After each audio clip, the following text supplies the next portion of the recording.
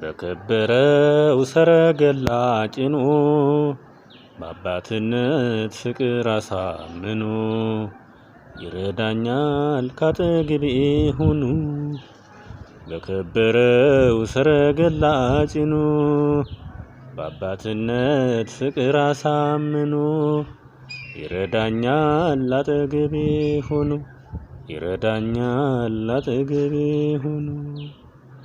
በከበረው ሰረገላ ጭኖ በአባትነት ፍቅር አሳምኖ ይረዳኛል አጠገቤ ሆኖ ይረዳኛል አጠገቤ ሆኖ። በከበረው ሰረገላ ጭኖ በአባትነት ፍቅር አሳምኖ ይረዳኛል አጠገቤ ሆኖ ይረዳኛል አጠገቤ ሆኖ።